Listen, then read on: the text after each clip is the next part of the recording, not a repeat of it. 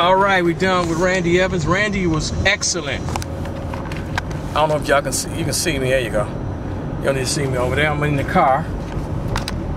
Randy was excellent. This is the real Chicago. I like doing this, just talking and showing the real streets of Chicago for the international audience that's on the internet audience, because you know we run our mouth in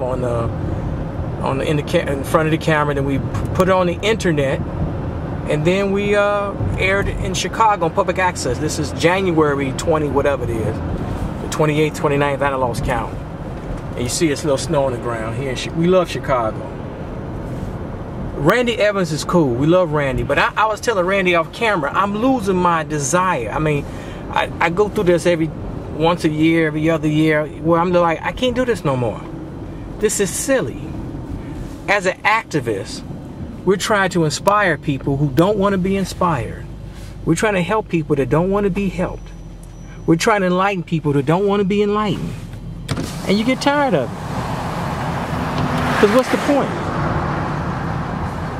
But you feel you have to do it. Like I said before, I should have been like Barack Obama. I had a few opportunities and wasn't too dumb to realize it.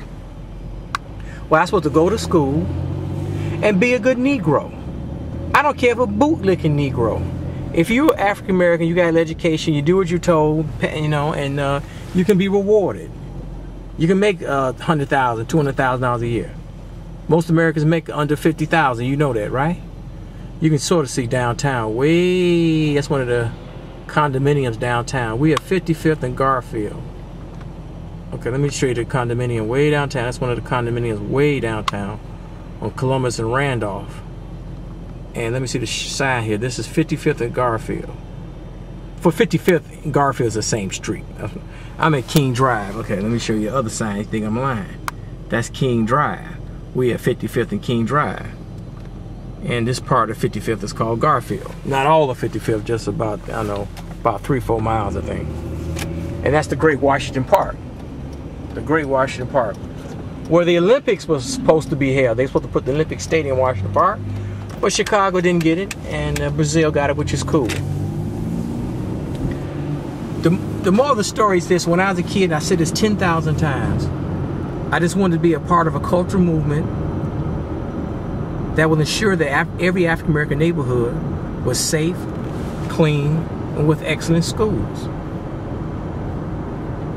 It's hard to be done because you have the power structure, the people Randy talked about in his dissertation, and you have these buffers. And they're nice people. I met a lot of these buffers. These are really nice people. They're educated African Americans. Some people call the bourgeoisie, or they're members of the boule or some other, fraternity or sorority or whatnot. And whether they know it or not, some of them know it, some of them don't know it. Their job is to keep the lower classes, the great unwashed, keep them down. That's their job. And sometimes they even do it indirectly. And therein lies the problem. Man, that building over here, they used to bake bread in that building, like butternut bread.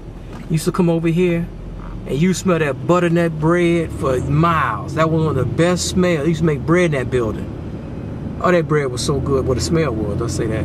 That white bread. Yummy. But I don't know who eats white bread anymore. It sticks to your intestines. It's not really good for you. So I was going to say, and I was going to go to my next episode here, which was, I don't go to the public schools no more. It's a long story. There's a public school over here, I think, well, it may be closed down. I forgot the name of that school. See, down the street is where they used to have the projects. Robert Taylor and Stateway Garden, which have all been torn down. They're gone. And so I don't go to the public schools no more because I think I've gotten too old. And the younger generations I talk to are so far removed from the world I grew up in. I grew up in, I was, my parents are middle class, I had master's degrees. And they were what people would consider bougie. But they were good bougie. So that's what I know. And it's hard to transfer that to young person. Like I tell people all the time, they don't want to tell the truth. In the public schools in Chicago, Detroit, and any other city, the better students tend, not in most cases, but not in all cases, but in most cases, the better students tend to come from better parents. It's all about parenting. It's about safety net. It's about a decent neighborhood. Or if you do live in a rough neighborhood, the students who live in really bad neighborhoods, what we would consider bad, they have good parents that keep them off the block, keep them out of the hood, keep them from running around in the street. That's how you do it. That's how you have to do it. So my passion's always been the public schools. Ironically, my passion's been trying to improve the public schools. Ironically, I never went to college. And I'm full of excuses. I'm a procrastinator. I'm inept. I know that. But we are the sum total of our thoughts, of our experiences. I'm just philosophizing. And some of y'all gonna agree, some of y'all not gonna agree. A lot of folks who are born middle class, they're gonna remain middle class the rest of their life. Some people, or most people, are born poor. A lot of them are gonna remain poor or working poor for the rest of their life. Very few people in America, United States of America, are going to make 100, 200,000, percentage-wise, going to make 150, 200,000, 300,000 dollars a year. Come on. Most people ain't going to make that money. They don't have enough jobs that pay that kind of money. That's the reality, and people got to get real with the reality. I always like to have discussions with people who are high achievers. People who are high achievers have a trouble understanding why everyone's not a high achiever. That's why I tell y'all, when y'all get a chance to read that book, Malcolm Gladwell's book, Outliers, The Story of Success. Very, very fascinating book. Interesting. It'll make you think.